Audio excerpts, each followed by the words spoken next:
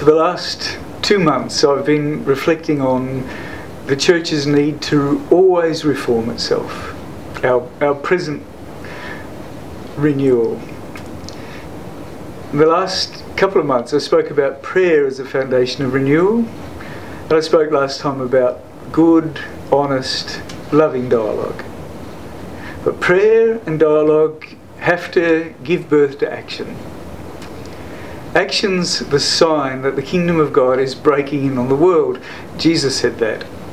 He said, you know the kingdom of God is breaking in upon you when you see the signs, when you see the poor hear good news, when the hungry are fed, when those in prison are visited, when the captives are set free.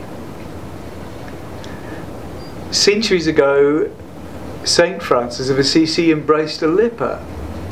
That one simple act has resounded through history as a sign and a reminder that God comes to embrace us in our isolation, in our most wounded and needy moments.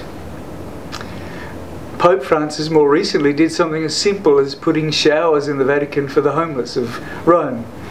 And that simple action has resounded around the world as a reminder that the heart of the gospel is care for the poor, care for those in need. Jesus believed in signs. Imagine the outrage Jesus would have provoked by sitting and having meals with the most outrageous people of his time, those he weren't even meant to acknowledge, the sinners, the tax collectors, the prostitutes. He made them his friends. He had meals with them. And that action resounds through history as a deliberate sign and event of the kingdom. So our prayer and our dialogue finally have to erupt in action. What kind of action? Well, it depends on the community where you are and the needs of the people around you. But an infinite number of things are possible. For instance, you could choose in your community to ensure that the elderly, who are often so lonely and so alone, are not neglected in your parish. That each old person is known, visited, experiences care. Or what about the most stressed and depressed group within our community? As I've been told, those people who care full-time, particularly young people who care full-time for disabled family members, whose lives are focused on care for the disabled people they love. Maybe you could arrange to at least let them know that they're cared for, that they're acknowledged, and that occasionally they have some respite.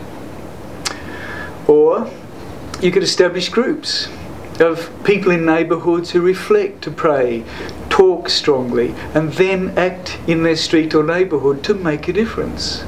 Or maybe you welcome new arrivals into the country, people who are lost and can't find their way.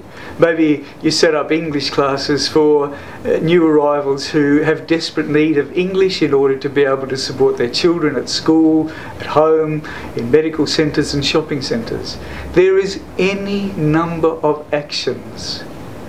And remember, one simple action, embracing a leper, putting showers in the Vatican, having meals with sinners, can be a sign through the ages of the kingdom of God breaking in upon us. So this is my point. Our renewal won't come, as I've said many times, from a plan devised at head office or a plan created by a task group.